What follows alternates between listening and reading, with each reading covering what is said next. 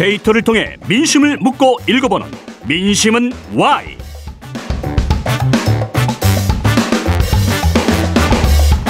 네, 데이터로 여론을 살펴보는 시간입니다. 오늘도 여론조사계 볼빨간 아저씨 김봉신 메타보이스 이사, 그리고 딕션 천재 박영식 정치시사 에디터 두 분과 함께하겠습니다. 어서 오십시오. 네, 반갑습니다. 네, 두 분 블랙아웃이라는 말 아시죠? 이 무음. 저는 제가 자주 하는 거여가지고. 네. 예. 잠깐 음성도 아웃됐었는데, 예, 이 단어 지금 블랙아웃 됐습니다. 네. 아까 잠깐 자주 하신다고 하신 말씀은 음주로 얘기하신. 제가 술을 이렇게 막 잘 하진 못해가지고요. 누가 이게 많이 먹이면 블랙아웃이 자주 됩니다. 예. 네, 필름을 이 과음으로 인해서 끊어지는 거. 또 블랙아웃이라는 단어 들으면 뭐 생각나세요, 이사님은? 아니, 마찬가지입니다. 과음. 두 분 다. 예. 네, 저희가 오늘 얘기하는 블랙아웃은 술이 아니라 이제 선거를 앞두고 여론조사 공표가 금지되는 기간이 모레부터여서 그거를 한번 얘기를 해보려고 하는데요. 이게 흑색 전전을 막으려고 도입된 장치라고 합니다만 알 권리를 제한한다는 반론도 만만치가 않습니다. 그래서 중앙선거관리위원회가 블랙아웃 규정을 폐지해야 한다는 의견을 국회에 냈더라고요. 요거 두 분은 어떻게 생각하시는지 궁금하네요. 그러니까 이게 이제 블랙아웃을 둔 이유가 갑자기, 그러니까 여론조사 중에서도 약간 되게 출렁이는 여론조사 있지 않습니까? 그리고 이제 고관여자들에 의한 반응이 되게 센, 그러니까 ARS 조사 같은 경우가 갑자기 한 이틀 전에 터졌는데 어느 후보가 갑자기 막 치솟더라라는 게 있으면 거기에 이제 약간 밴드웨건 효과 때문에 중도 성향이신 분들이나 이렇게 쏠림 현상이 발생할까봐 제어를 하는 거거든요. 근데 제가 봤을 때는 어느 정도는 필요하다라고는 생각을 합니다만 사실은 전화 면접 여론조사처럼 꾸준히 이렇게 좀 추이가 안정적으로 나오는 거는 허용을 해도 될 수 있겠다. 그러니까 전면적 허용보다는, 그러니까 어떤 조사 방법 있지 않습니까? 그런 중에서 이 부분은 이제 그 관련된 샘플링을 전공하시는 이제 교수님들 의견이 더 필요할 텐데요. 좀 안정적으로 나오는 것들은 학계에서 만약에 이게 용납이 된다면, 그러면은 깜깜이 기간에도 그거는 좀 발표를 하게 해주는 것도 좋겠다. 이렇게 생각합니다. 약간 제한적인 허용을 얘기하시는 것 같네요. 에디터님은 블랙아웃 필요성 어떻게 보십니까? 저도 사실은 의견을 김봉신 이사님이랑 같이 하는데요. 이게 지금 대선, 총선, 지선 이제 굵직굵직한 선거가 있을 때마다 등장하는 주제인 것 같아요. 근데 시대가 점점 더 변화하고 있고 오프라인보다는 이제 온라인으로 이제 이런 선거 관련된 내용들을 접하시는 유권자분들이 많기 때문에 깜깜이 기간에 돌입하더라도 커뮤니티의 게시글이라든지 SNS, 정치 뉴스, 정치 게시글이 워낙에 많기 때문에 밭글로 많이 돌아요, 그 시기에. 그렇죠. 특히 이제 그 밭글, 그러니까 이제 지라시의 경우에도 많이 돌기도 하고, 그거를 또 정치 고관여층이 아닌 분들이 친구들을 통해서 받기도 하고, 그러다 보면 선거 분위기를 알 수 있거든요. 그래서 온라인이라는 새로운 문화가 이제 발달됨에 있어서 이 여론조사 공표 금지 기간을 굳이 둬야 되느냐라는 대목은 저는 좀 얼마나 실효성이 있을까라는 생각이 좀 들고요.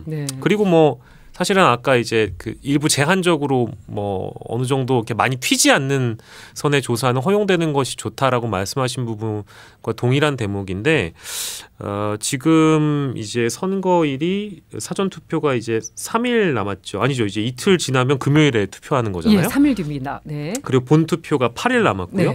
그러니까 대부분 저는 사실 의사결정을 대부분의 유권자가 이미 하신 분들이 많을 거라고 봐요. 물론 좀 조심스럽게 접근할 필요는 있겠습니다만 대부분 이제 양쪽에 집결된 유권자들은 그런 거에 큰 영향을 받지 않기 때문에 과연 이런 여론조사 공표 행위 금지가 지금 시대에 이제 필요할까라는 의문점을 오늘 또 가져보게 됐네요. 그래서 이 질문도 드려보고 싶어요. 여론조사 공표가 금지된 깜깜이 기간 동안, 그러니까 그 전까지 공표됐던 여론조사랑 실제 결과가 나온 걸 보니 확 뒤집어진 결과가 나오거나, 아니면 그 앞에 보였던 여론조사 추이랑 전혀 다른 결과가 나온 경우가 실제로도 여러 건 있긴 있었죠. 있었습니다. 사실은 가장 위협적인 이슈, 가장 어떻게 변수가 될 만한 어떤 이슈, 이런 것들인데요. 사실 막말이 제일 크지 않습니까? 사실 호암마마 전쟁을 빼면 막말인데, 이 막말이 예전에 제가 말씀드렸나 모르겠는데 2020년을 생각을 하시면 지난 총선이죠. 지난 총선에 깜깜이 기간 동안 그 부천에 있는 참호 후보께서 그때 현역 의원이었는데 예. 세월호 유가족 분들에게 좀 안 좋은 만한 이야기를 했어요. 아, 이게 좀 기억납니다. 약간 좀 센 발언을 했는데 그게 전국적으로 어마어마하게 들끓어버렸죠. 끌어버리면서 당시에 이제 미래통합당과 관련해서 분위기가 안 좋은 게 더 안 좋아졌다 이렇게들 생각을 하시지 않습니까? 네. 그런데 그 효과로 일부 이제 영남 지역이라든지 아니면 충청도라든지 일부에서는 보수 성향이신 분들이 확 그 투표 적극성이 세졌습니다. 너무 그러니까 미래통합당이 눌리는 거 아니냐. 네. 그러면 이거 뭐 그런 얘기들 있잖아요. 개헌선, 뭐 탄핵선 이건 막아야 예. 된다. 이런 것 때문에 보수 성향이신 분들이 확 다시 이 투표장으로 가는 효과를 만든 게 있거든요. 말씀드리면 그렇게 전국적으로 영향이 있는 어떤 메시지가요. 일부에서는 그러니까 지역별로 달리 나타나는데 일부에서는 질만한 데서는 그냥 아예 포기가 될 수가 있는데요. 어떤 정당 입장에서는 아예 근데 격전지에서는 좀 더 지지자들을 끌어모을 수 있겠다라는 네. 생각이 들 때에는 메시지 전술이 굉장히 다양해집니다. 다만 그게 어떤 방식으로 효과가 나타날지는 각 정당이 아주 구체적으로는 알기 어려운 경우가 많습니다. 예. 당시에 그 대구 수성 갑이었나요? 주호영 현 의원 네. 당시에 김부겸 제 기억이 맞으면 김부겸 당시의 현 의원하고 되게 대등하다라고 했는데 그 깜깜이간의 메시지 그러니까 어떻게 보면 막말이라고도 할 수 있는 그런 메시지였는데요. 그거에 의한 효과가 상당히 너끈하게 이겼습니다. 네. 주호영 현 의원. 그렇게 따진다면 어떤 보수 성향이신 분들이 많은 곳에서의 메시지에 대한 반응이 다르고요. 진보 성향이신 분들이나 중도 성향이신 분들이 많이 분포한 곳에서 또 메시지에 대한 반응이 다르기 때문에 이런 것들은 어떻게 나타날지 알 수 없다. 이게 바로 어느 당에는 위협이 될 수 있고요. 어느 당에는 기회가 될 수 있는 그런 변수입니다. 그러니까 선거 투표할 때까지도 여론은 계속 움직이는 거예요. 알 수 없습니다. 제가 이렇게 말씀드리는데요. 지금까지 나온 여론조사를 사실상 이제는 옆으로 치워놓으시고 생각을 하셔도 돼요. 미세한 부분에서는 더 그렇지만 두 자릿수 격차가 났던 곳에서도요. 네. 막상 투개표했더니 뒤집히는 경우도 발생할 수가 있습니다. 이게 여론과 언론용 여론과 네. 사실은 유권자 투표 행태는 완전히 다르다고 보시면 됩니다. 그리고 8일이라는 기간이 또 너무 많은 일들이 일어날 수 있는 기간이기도 하고. 갤럽조사에 의하면 8일 동안 다시 해서 일주일 동안 그 임박해서 결정하시는 임박 결정자분들이 네. 무려 40%가 넘습니다. 심지어는요. 투표하러 가서 결정하시는 분들도 10%가량 됩니다. 그렇군요. 굉장히 역동적이라고 보셔야 돼요. 그러니까 지고 있다고 해가지고 포기할 것도 아니고요. 이기고 있다고 해서 여론에서 그렇다고 해서 우쭐할 것도 아닌 거죠. 민심은 끝까지 가봐야 한다는 끝까지. 거. 예. 아까 제가 얘기했던 거를 잠시 이제 정정을 하자면 어느 정도 유권자들이 판단을 했을 거라는 말을 제가 뵙고 나서 이제 두 분이 이렇게 얘기하는 걸 듣고 보니까 제가 60%는 미리 판단하죠. 그럼요. 있긴 있습니다. 제가 얘기했던 전제는 이제 큰 변수가 없다면이라는 네. 단서를 달았다는 말씀을 더불어 드리면서 아까 20대 총선을 21대 총선 말씀 주셨으니까 20대 총선 때도 사실은 그때 진박공천 논란이 아마 깜깜이 기간에 있었을 거예요. 예. 그래서 그때 퍼센테이지로 따지면 아마 지금 보니까 새누리당이 39%였고요. 깜깜이 기간 전에 한국갤럽으로 따지면 네.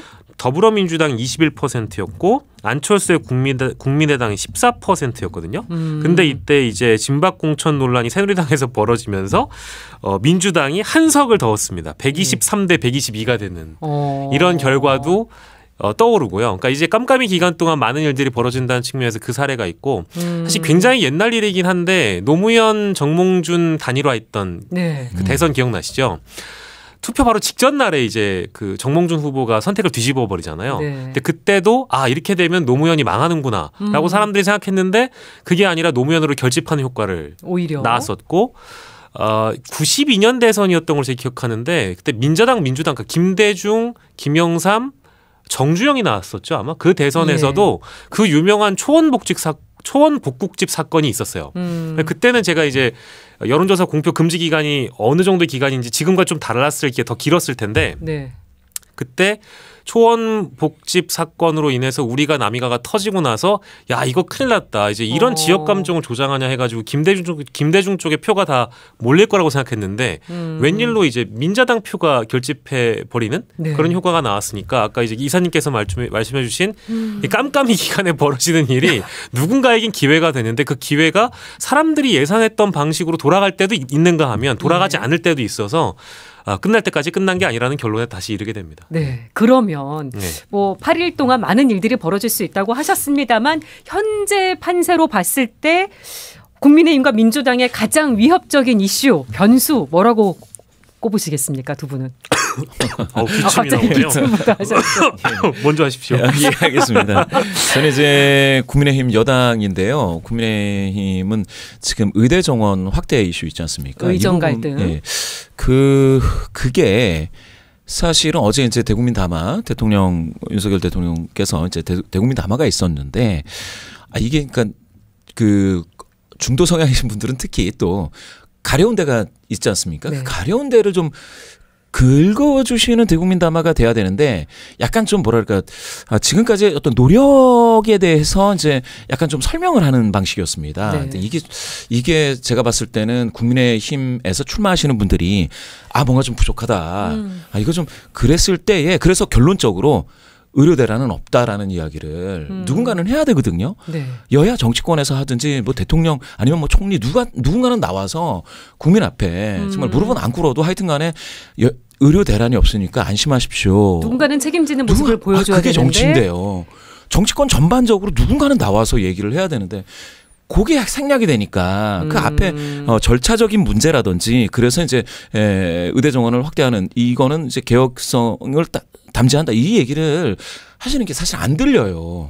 중도 성향이신 분들은 이 부분이 여당의 악재로 작용할 악재로 될 가능성을 수가 있어요. 그게 어떻게 거죠? 해결될지에 따라서 악재가 되는 거고요.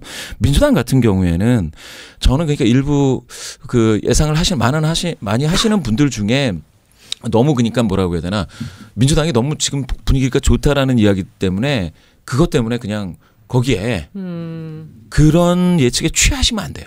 네, 그러면은 얘기가 세게 나오고 네. 예, 그렇게 되면 왜 이렇게 거친 말이 나오나 이런 게 또 악재가 될 수가 있죠.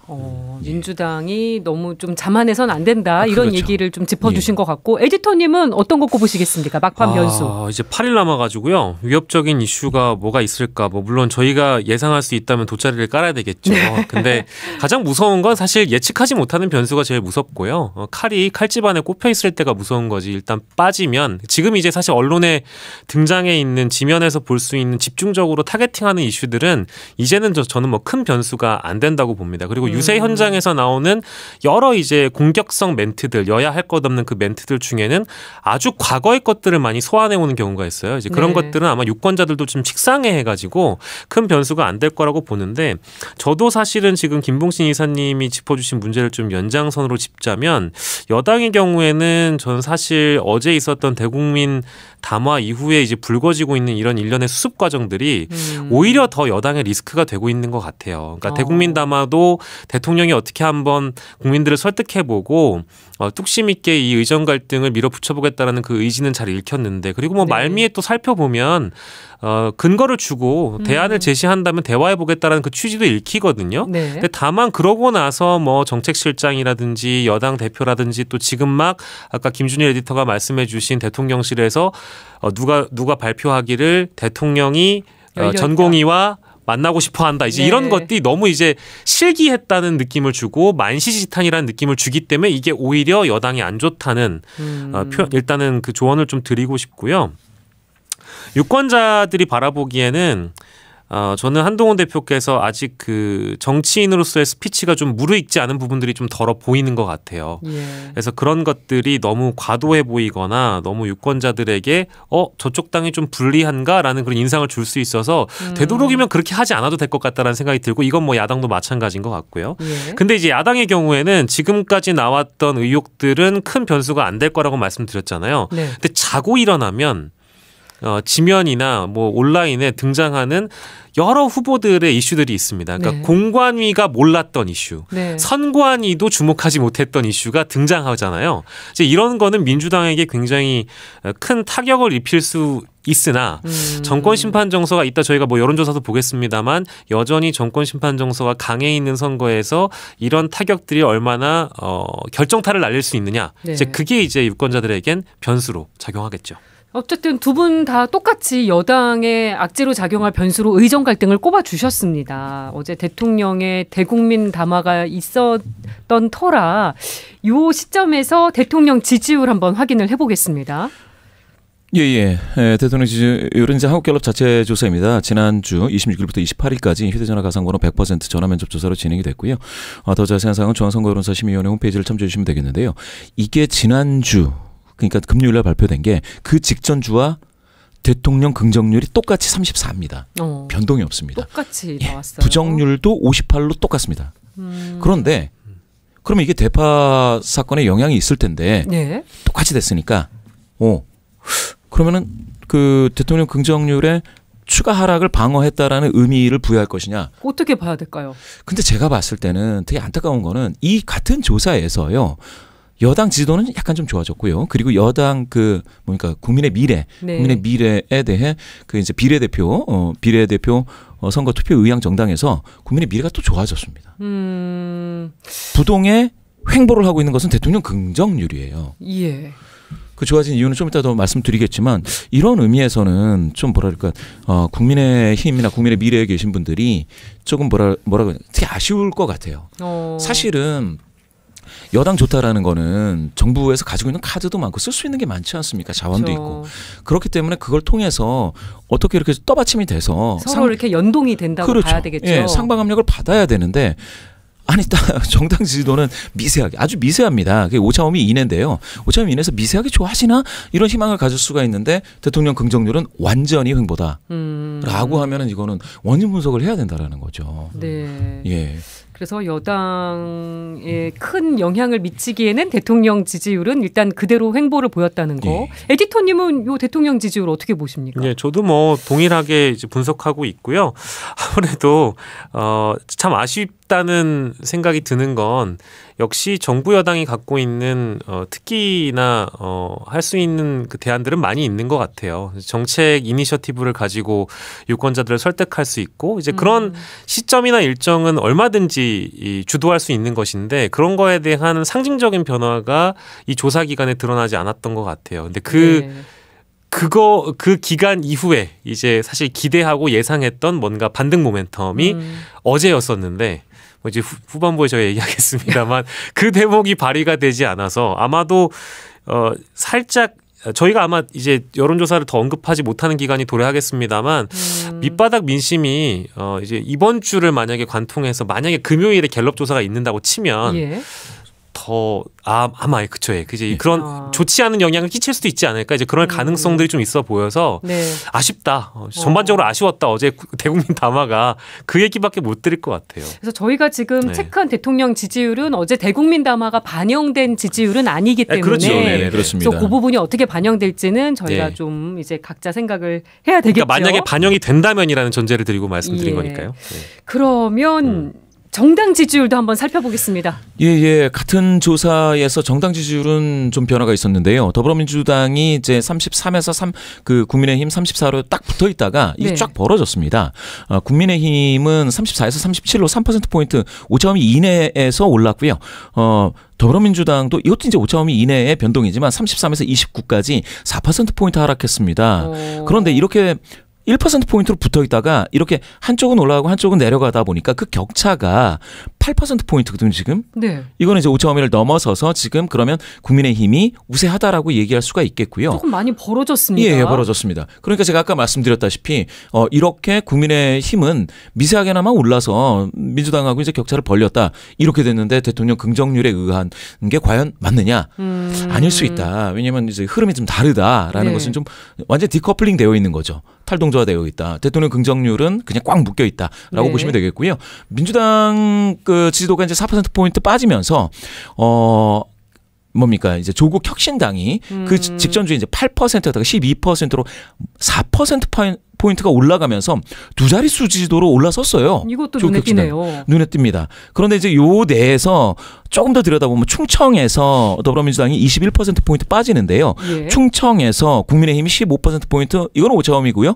5차범위 이내고요. 더불어민주당이 빠진 건 오차범위를 좀 벗어났습니다. 그러니까 충청에서 국민의힘이 뭔가 선전을 했다라고 봐야 됩니다. 네. 예. 그런데 뭡니까? 여기에서 나오는지 모르겠는데 아까 말씀드린 국민의 미래에 대한 투표 의향이 30에서 34로 이것도 오차범위 내에서 4%포인트 좋아졌거든요. 예. 그러면은 충청의 분위기가 뭐라 그럴까요? 오피니언 리더들 좀 이렇게 좀 응답에 좀 적극적인 분들이 지금 뭔가에 반응하는 이슈가 있었다라는 것이죠. 국회 이전 공약으로 봐야 되겠습니까? 예, 맞습니다. 제가 이제 그건데요. 민주당이 국회 이전과 관련해 가지고 입장이 없지 않았을 텐데 국민의힘이 거기에 대해서 이제 지역 수관 과제 같은 것들을 먼저 이제 제시를 하면서 약간 좀 이슈의 이니셔티브를 좀 가져가는 그런 모양새가 벌어졌고요. 그래서 마치 더불어민주당이 빠진 거를 조국혁신당이 다 가져가는 것처럼 보이는 거는 아니고 네.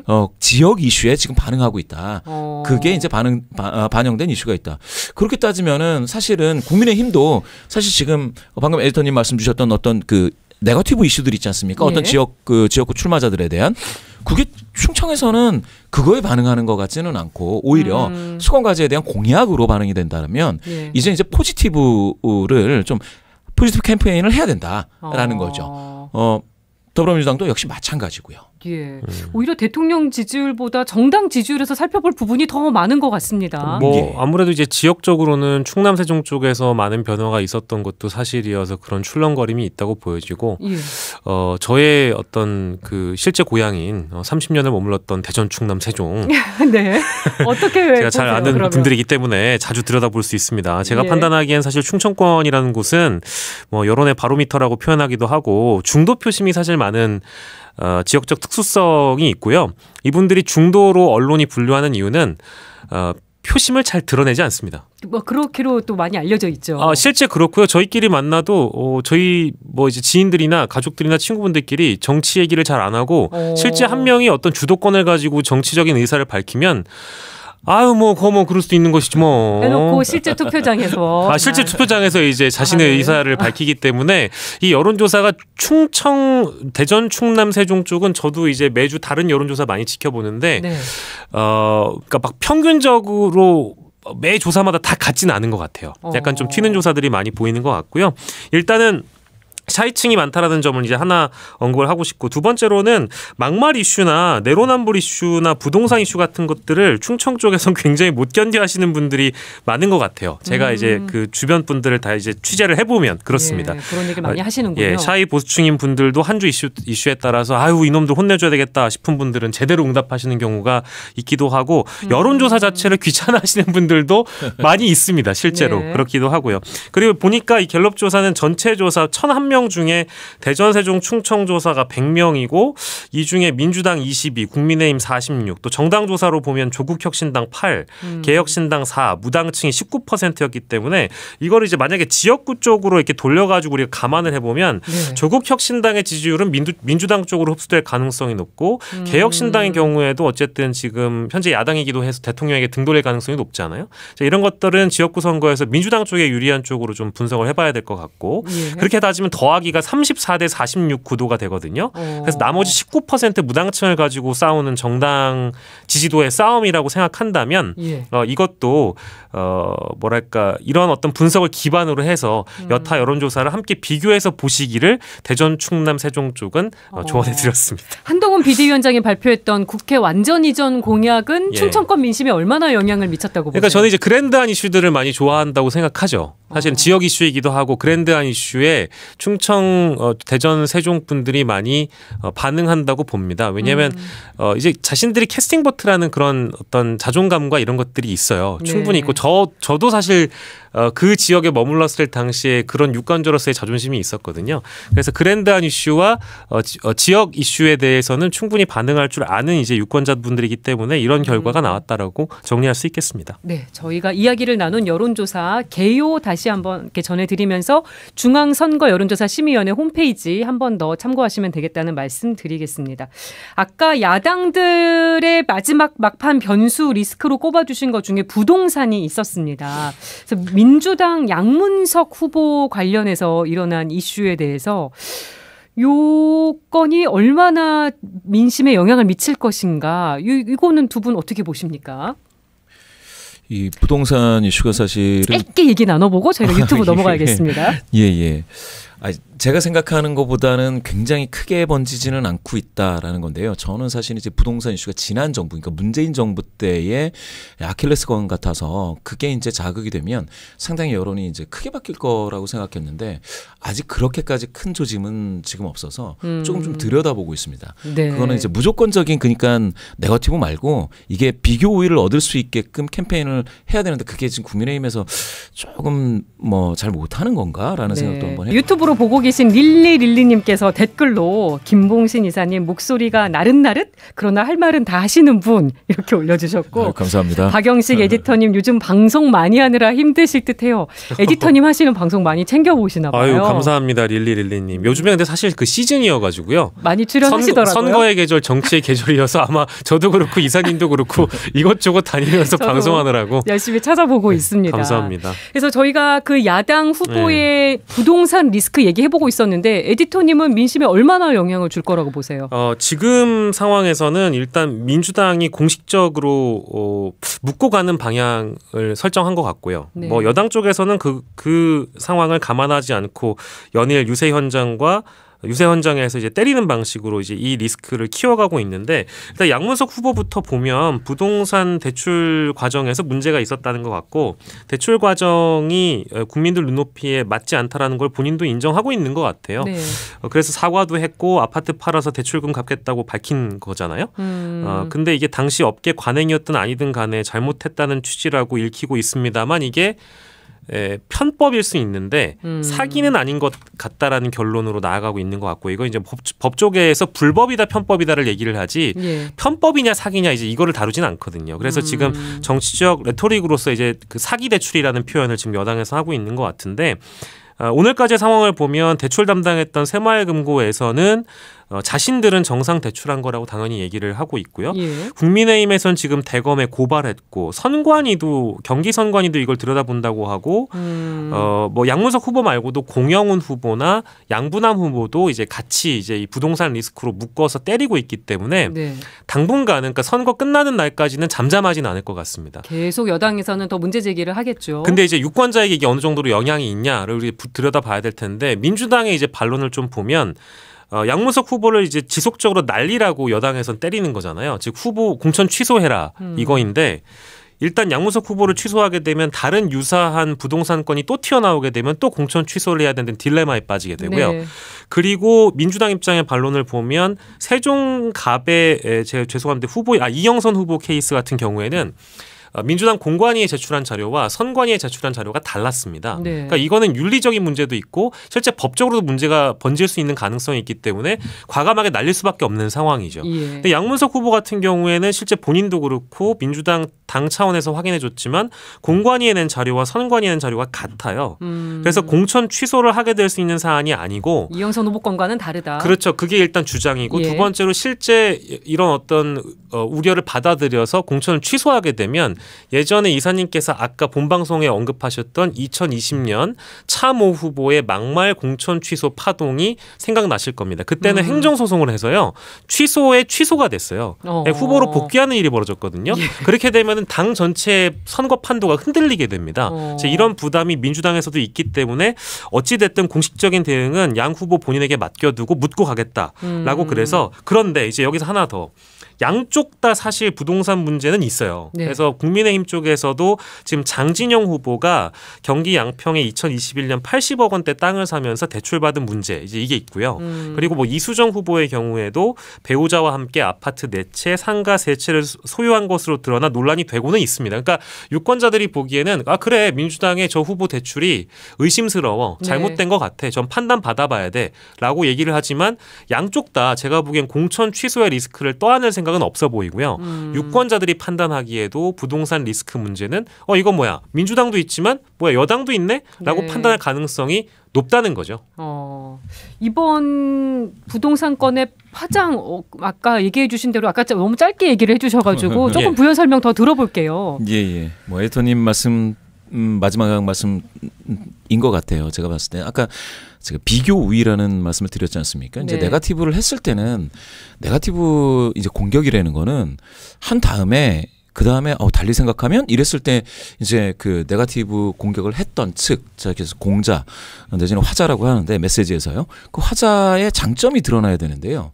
이 경우에는 그러니까 부동산과 관련해서 이야기를 하면 분노 게이지 예전에 숨겨놨던 분노 게이지 이제 버튼을 올리는 효과는 있는데 그 다음에 선택지가 없어요. 그 다음에 그러니까 국민의힘 가령 이런 게 있다면 국민의힘 그 뭐 유력 주자 중에 예. 어떤 분이 그래서 난 부동산을 전부 다 나는 어디에 뭐 기부했다 이런 어떤 선행 사례가 있다던가 나는 그동안 뭐 무소유로 실천해 왔다던가 이런 게 좀 있어서 사람들이 눈이 좀 가져야 되는데요. 네. 그게 안 되지 않습니까? 그러다 보니까 사실은 이 네거티브 공방이 이렇게 되면 상대를 공격하는 게 나한테 바로 다시 돌아오는 다시 그래서 거울 효과가 있는 거죠. 네. 뭐 그렇게 되면은 별로 이게 묻혀버려요. 어느 한쪽으로 확 가지 않는 거죠. 그리고 공천 취소까지도 가지는 않을 걸로.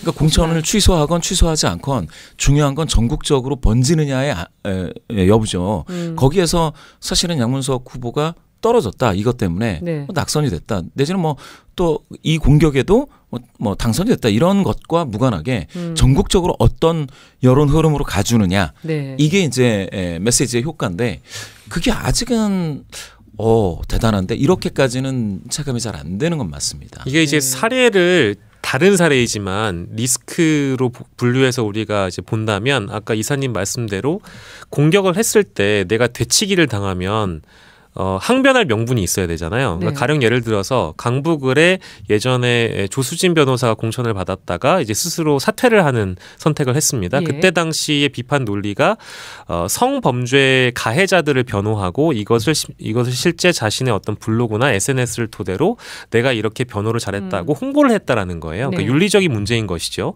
근데 우리가 흔히 얘기하는 변호사의 어떤 직무윤리, 직업윤리와 그리고 공직자로서의 국회의원의 윤리는 다를 수 있기 때문에 우리가 국민의 눈높이를 강조하는 거잖아요. 예.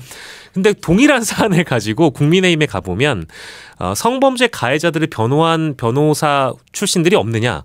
실제 있거든요. 이제 이런 식의 역공을 당하면 할 말이 없어지는 겁니다. 근데 부동산 이슈도 마찬가지예요. 양문석 후보의 이 대출 문제 관련해서 예를 들어 투기다, 투자다 이거 늘 있는 논란이잖아요. 이거 마찬가지로 대출 과정에 문제가 있다면 동일한 사안으로 또 역공을 당할 수가 있고 이것이 유권자가 보기에 양쪽 다 똑같다는 결론을 낳게 된다면 네. 전국 판세를 뒤흔들 만한 그랜드한 이슈가 될 수 없고 한 지역구의 이슈로 남게 되겠죠. 그래서 민주당도 선택을 했습니다. 네. 그래서 큰 영향을 안 미친다라고 결론 내렸고 정권 심판 정석 강하니까 이대로 묻고 간다. 다만 이것에 대한 결론은 민주당이 받아들이는 거고 증명하면 되는 겁니다. 예. 유권자께서 이걸 보시고 어디에 투표를 할지 선택하기를 이제 공을 넘긴 거니까 유권자들이 현명하게 판단하셔서 결론을 내려주시면 될 것 같아요. 네. 그리고 이제 또 한 가지가 만약에 이런 네거티브 공격 있지 않습니까? 제가 옛날에 네거티브와 관련된 책을 썼었습니다. 그러세요. 전문가셨어요. 책 제목도 한번 읊어주시는 네, 게. 네거티브 전문가. 네거티브 아나토미라는 책을 썼어요. 예. 이 네거티브 공격이 먹히려면 이 공격 네거티브 메시지 있지 않습니까? 이 메시지를 때렸을 때 듣는 사람 있잖아요. 청자가 누구냐면 상대 후보가 아니고 사실 내가 타깃 오디언스는 사실은 유권자여야 됩니다. 네. 그러면 지금 수준에서 만약에 국민의힘이 타깃 오디언스를 누구로 잡느냐가 굉장히 중요한데 그게 만약 보수 성향이신 분들이다라고 하면 부동산 문제를 막 때리지 않습니까? 이 사람이 네. 대출 받아서 뭐 샀다 이렇게 했을 때 보수 성향에서 나쁘네. 그러면 내가 국민의힘을 지지해야겠다. 이렇게 응집력이 강해지느냐 투표 의욕이 세지느냐를 한번 생각을 해봐야 돼요. 부동산 이슈 가지고 건드렸을 때 보수 성향이신 분들이 뭘 저런 걸 건드리지? 사실 나도 이제 부동산 좀 관심이 있었는데 이렇게 되면 저건 실패해요. 두 번째 중도 성향에서 제가 이제 요걸 가지고 계속 좀 읽었는데 네. 이게 대출 이슈가 됐잖아요. 부동산 이슈에서. 그럼 대출 이슈에서 사실은 대출에서 자유로운 사람들이 많지가 않습니다. 우리나라에 네. 누구나 다 대출을 조금씩은 받아야 대출 없는 되고요. 집이 거의 없죠. 그렇죠. 또 소상공인들 받아야 되는데 만약에 이게 예. 정치권에서 계속 때리게 되면 아니 금융에서 대출에 대해서 우리 심사 강화하겠다고 하는 순간 중도에서 확 얼어붙어요. 그 민심까지 연결될 수 있다. 그러니까 이거는 저 사람은 대출 받아가지고 나쁜 짓 했다. 아니 나쁜 짓을 했다라고 만약에 밝혀진다면 그건 나쁜 짓이죠. 예. 그런데 그것 때문에 어떠한 확산이 되느냐, 정책적으로 뭘 자극하느냐 있지 않습니까? 거기에서 관심 갖고 있는 사람들이 많기 때문에 그러면은 이 메시지를 이렇게 때릴 게 아니고 대출은 더 잘해줄 겁니다. 뭐 이런다든가 뭐 이렇게 해야 되는데 지금 금융당국까지 움직이고 있는 부분이 그런 부분에서 얼마나 영향을 또 미치게 될지. 소상공인들은 공포죠. 대출부는. 그래서 이게 어떤 식으로 자극을 하느냐 있지 않습니까? 메시지가 어떻게 자극 들어가느냐. 예. 사람 머릿속에 있는 그 핫버튼이라는 버튼이 있는데 그 버튼 중에 뭘 키느냐 있지 않습니까? 네. 이거에 따라서 반응이 달라집니다. 지금 그러면 사람들이 좀 지켜봐야 되나 이러고 있는 것들은 바로 그렇게 자극이 어느 방향으로 갈지가 너무 다양한 자극을 주고 있는 이슈입니다. 네. 이 건이 어쨌든 지금 언론에 계속 오르내리고 있기 때문에 어떤 방향으로 가게 될지는 조금 더 봐야 될 것 같기는 합니다. 만약에요. 이게 양문석 개인이 아니고 민주당의 탓하는 이슈로 가게 될 것 같으면 깜깜이 기간에 터질 거예요. 예. 그러면 또 여론이 출렁거릴 수 있겠죠. 왜냐하면 2, 3일 날 조사 많이 해서 4일이나 5일 날 나가는 게 많거든요. 네. 거기에서 그 지표를 한번 보시면 됩니다. 그러면은 민주당이 타격을 받았다. 네. 오히려 그러면 이건 민주당은 타격을 안 받고 오히려 메시지 화자인 국민의힘이 별로 이거는 뭐 큰 거 안 했네. 캠페인 실패다라고 할지는 그거는 좀 4일, 5일 가보셔야 돼요. 그렇군요. 예. 이게 이제 일종의 이제 선거 전략이라고 저도 보여지는데 이미 국민의힘 내부에는 2조 심판 특별위원회가 마련이 돼 있잖아요. 예. 그래서 결정을 한 것 같습니다. 이제 한동훈 비대위원장이 연설하는 걸 들어보니까 범죄자 집단이란 표현들도 가끔 등장하는 것 같고 네. 이제 범죄자들이란 표현이 등장합니다. 근데 대출에 대한 문제를 이제 범죄로까지 이제 확장시킬 수는 사실 없거든요. 그리고 이것이 2조 심판으로까지 나아가려면 네. 아까 말씀드린 대로 공관위에 제출한 자료가 좀 부정하거나 선관위에 제출한 자료와 달라서 이것이 이거 봐라. 이재명의 민주당은 공천 자체를 아주 부정하게 하는 집단이다. 이게 범죄자 집단이 아니고 뭐냐라는 식으로 연결이 돼야 되는데 그 연결이 안 되다 보니까 맨 처음에 편법 대출이 됐다가요. 예. 그다음에 사기 대출이 됐다고 저는 봅니다. 왜냐하면 이거를 더 강하게 때리기 위해서는 무언가가 필요한데 네. 이재명 양문석을 고리로 해서 이재명으로 나아가야 되고 양분함을 고리로 해서 이재명으로 나아가서 민주당 전체를 때려서 전국 판세를 뒤흔들어야 되는데 이게 지금 그렇게까지 진전이 안 되고 있는 거예요. 네. 네, 그래서 사기 대출이라는 표현이 등장했고 지금 그 표현에 대해서 본인이 또 법적 조치를 하겠다고 했어요. 예, 그래서 국민의힘이 대검에 고발한 상황까지는 저는 이해해요. 정당 차원의 움직임이기 때문에. 근데 이거를 이제 일반 유권자들이 행안부와 금감원이 동시에 움직여서 새마을금고에게 검사 인력을 지원하겠다. 현장 검사 인력이 필요하면 전폭적으로 지원하겠다라는 이 움직임이 이게 만약에 지금 현 정부가 아니라 다른 정부에서 이런 일이 벌어졌다 그러면 선거 개입이라는 얘기까지 나오거나 혹은 왜 이 후보만 이렇게 문제를 삼냐. 그럼 우리 대출 다 문제 있는 사람들 대출 받은 기관 가서 금감원과 행안부 동원해가지고 다 검사받자. 라는 얘기로 되면 이게 얼마나 선거판이 혼탁해지겠습니까? 예. 그러니까 이제 요게 약간 저는 대검에 고발한 국민의힘 차원의 어떤 조치까지는 이거는 그럴 수 있다고 봐요. 왜냐하면 정당끼리는 늘 그런 거니까 선거 기간 안에. 근데 행안부와 금감원이 움직여서 이걸 하는 걸 보고 요거 약간 조금 오버하는 것 같은데라는 생각을 잠깐 해봤는데요. 다른 대출 과정에 대한 문제가 이 깜깜이 기간에 드러났을 때 네. 동일한 조치를 하시는지는 한번 지켜봐야 될 것 같아요. 네. 그리고 조국혁신당 지지율 추이도 좀 짚어봤으면 합니다. 정당 지지도가 일단 2자릿수로 올라간 거 보면 상승 추세는 이어지고 있는 것 같습니다. 그렇긴 한데요. 약간 좀 달리 보셔야 될 게 조국혁신당이 이제 비례대표 선거에서의 이제 투표 의향 정당에서 굉장히 좋아지고 있다가 22%에서 22%가 됐습니다. 그러니까 직전주 22%에서 22%. 이것도 횡보. 예, 횡보죠. 그런데 놀라운 거는 비례에서의 지지도는 비례 지지도는 되게 임시적인 지지도지 않습니까? 예. 거기서 그러면 22%까지 임계치에 다다랐다고 만약에 한다면 거기에서 그냥 끝이냐? 그게 아니고 지지하는 정당 있지 않습니까? 정당 지지도. 거기에서 4%포인트. 이건 오차범위 이내입니다. 이내이긴 하지만 2자릿수가 된 거거든요.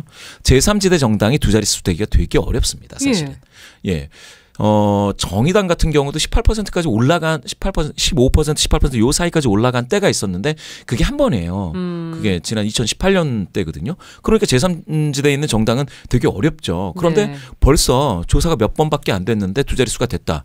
그것도 비례해서 충분히 임계치까지 올라간 그 지지도가 정당 지지도까지 확산되는 스피로버 된다고 하죠. 스피로버 돼서 정당 지지도를 올리고 있다는 거는 뭐냐.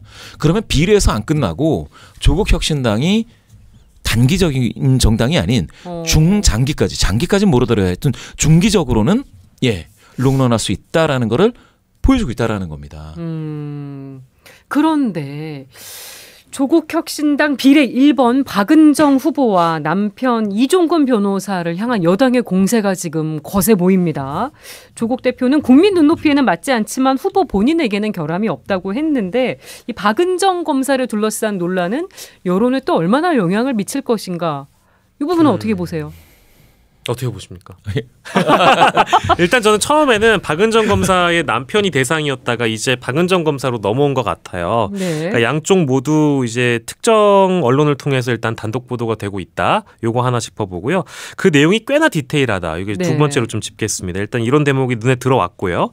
물론 처음에는 저는 이제 박은정 검사 그 남편분 이종근 변호사라고 하셨나요? 네. 그 남편 문제에 대해서 조국 대표의 해명은 그리 시원치 않았고 바람직하지 않았다고 생각하는 쪽이었어요.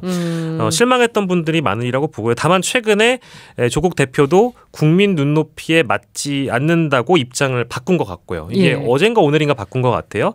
다만 박은정 검사에 대한 문제가 아니라 남편의 문제다. 또 남편이 변호사여가지고 맡았던 그 다단계 사건들 이제 피해자가 더 많다라고 주장을 하고 있거든요. 가해자 쪽 수임을 또 다 그만둔다고 얘기를 하고 있고요. 그래서 이쪽이 좀 매듭 지어지는 것 같더니만 말씀 주신 대로 박은정 검사 이제 급여 문제 21개월간 출근 안 하고 급여 1억 받았다. 이제 요것도 지금 나아가고 있거든요. 근데 이것조차도 저는 이 사실관계는 그러니까 이 사실만 따고 21개월 동안 공무원이 1억을 받았다. 네. 이 사실은 저는 이거 역시 이제 공직자 후보로서 국민 눈높이에 맞지 않을 수 있다는 판단이 들긴 합니다. 근데 다만 이 역시 배경을 보면 박은정 검사의 경우에는 당시 윤석열 검찰총장 시절이어서 수사도 받고 감찰도 받던 입장이라는 점을 우리가 떠올려 봐야 될 것 같고요.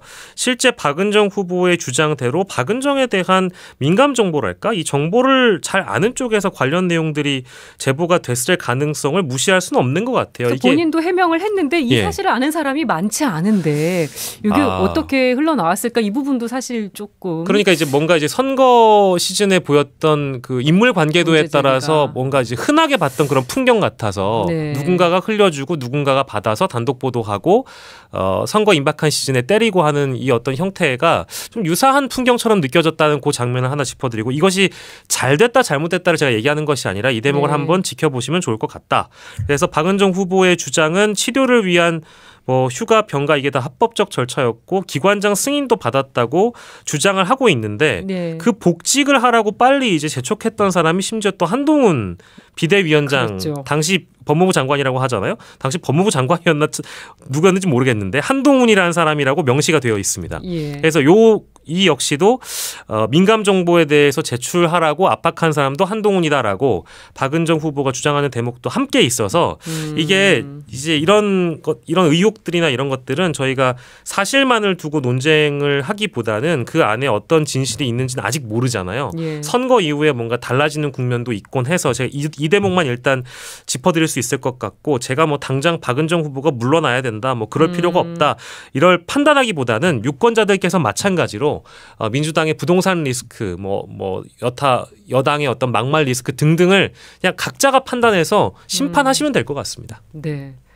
마지막 질문 드리겠습니다. 아주 짧게 이번 총선 투표율 얼마나 나올 거라고 예상하십니까? 제일 어렵다. 민주당에서는 65% 매직 넘버 얘기도 나오는 것 같아요. 저도 65%는 넘을 것 같은데요. 글쎄요. 55가 넘어가면 민주당한테 좀 좋죠. 좋은데 그렇다고 해서 계속 좋은 건 아니고요. 그다음에 65까지 대충 좋아지다가 65를 넘어서 70을 가까이 가고 70이 넘어간다 그러면 비슷해집니다. 두 당이. 70까지도 갈 수 있을 거라고 보시나요? 총선에서요. 예. 총선에서 대선에서는 보통 이제 70을 넘는 경우가 많고 총선에서는 70까지는 안 되는데 제가 봤을 때는 저는 60 정도 봤거든요. 네. 50 후반 내지 60 정도를 봤는데 많은 분들이 65 막 말씀하셔가지고 조금 더 나오지 않을까? 그게 아마 재외국민투표에서 열기가 뜨거워서 그렇게 말씀하시는 것 같아요. 네. 그건 좀 더 봐야 될 것 같습니다. 예, 네. 재외선거 투표율이 오늘 집계된 게 62.8%. 높게 나왔어요. 총선 중에 제일 높다고 하니까요.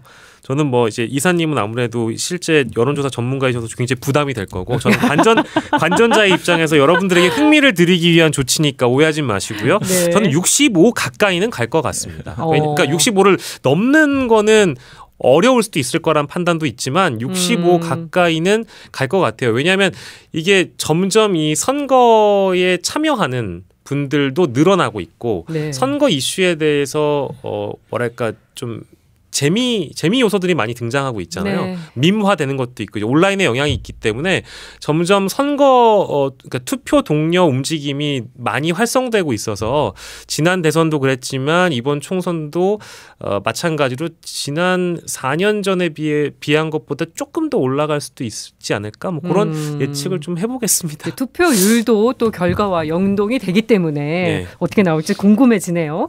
민심은 Y 오늘 여기까지 하겠습니다. 두 분 고맙습니다. 감사합니다. 감사합니다.